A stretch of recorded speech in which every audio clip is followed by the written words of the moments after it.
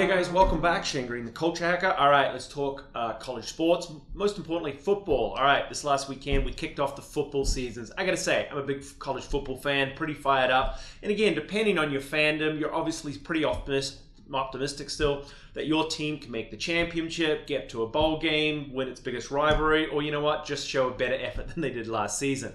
But while I'm excited for the football on the field, we've got to have some concern about what's going on off the field. Because in the news lately, there seems to be a lot of talk about the toxic cultures that seem to be so prevalent in all of sports. Now, the latest example, and probably the most pervasive one, happened obviously at the University of Maryland. 19-year-old offensive tackle died while in the charge of their coaches. Pretty much an example of coaches inundatingly just ignoring all the signs about player welfare. Now, obviously, this is a pretty bad example, but look at the University of Maryland a little closely. Because guess what? It's been found out now that over the last couple of years, they've used school funds to defend their football players against sexual assaults. It seems over the years we hear this all the time, whether it's cover-ups or understating the fact that football players are getting in trouble with the law. And why are these cover-ups? Because it's all about winning. And you see, this is the problem that we've got to start balancing in our college sports today. Now, I've mentioned football, but it's obviously not just football. Look what happened. University of Louisville basketball program. They were getting prostitutes for 19-year-old high schoolers as they came on their recruiting trips. What's up with that? And then think about this. What happened at Michigan State? You had senior officials covering up for Larry Nassar, who was known to be sexually abusing young gymnasts. Listen, the bottom line is, we have to start questioning, one, why is this being tolerated? But more importantly, why is it being tolerated for so long? And the answer, it's relatively simple. It's about winning. You see, college sports, particularly football, is big business. And when it's big business, the bottom line starts to take shape. Now listen, what we start to find is like many companies who are under the pressure of Wall Street, owners, to get to that bottom line number, they're often willing to overlook how something gets done. The focus is always being just get results. And you see, that's the type of culture we see in most sports today. It's really just about winning, and who cares about anything else?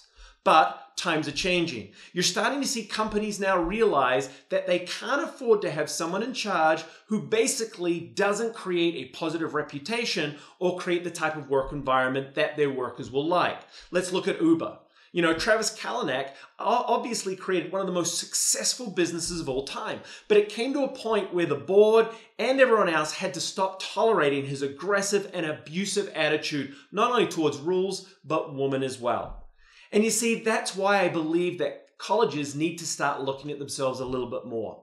Now, I know they'll be worried, but as we've seen over the years, and what we believe in business is that as long as you're focused on taking care of your employees, they'll take care of the customers, and they will sustain great bottom line results. And we have many examples of it. And it's time now for colleges to start to heading that way. You see, when you have a coach that obviously embraces a toxic culture, but all he gets is a slap on a hand, a quick suspension, or some time off to think about it, it's kind of like what happened at Ohio State with Urban Meyer. You got to start questioning it. You see, no longer is that good enough. In Ohio State, Urban Meyer created a culture where it was okay for a coach basically to be accused, allegedly, of domestic violence, but also to be involved in all sorts of inappropriate behavior that quite honestly was more representative of one of his players. And yet, he got a 3-game suspension. Listen, while I get there's probably a lot goes into it, let's not kid ourselves. It was all about winning. But I'm hoping that over the years now, we're starting to get the message loud and clear that just like in business, colleges have to stop accepting this type of behavior from the people they put in charge of their athletes. And listen, if they don't do something about it, what's going to happen is that their reputation is going to be tarnished.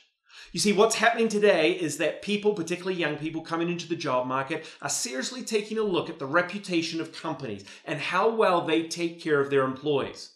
You got to think it's going to be just as important, if not more so, for those college athletes, particularly their parents.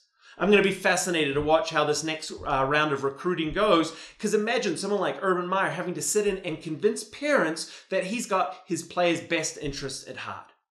Listen, at the end of the day, I'm so excited that college football is back. But while the football is great, we have to start addressing these off-field issues. And we can no longer tolerate coaches or people in charge who basically disregard their most important goal, which is, of course, player welfare. Sorry, but while I cheer for the game, I just can't cheer for that. Thanks for listening. Make sure you check in the next couple of weeks. We've got more videos coming out. I look forward to talking to you soon. Cheers.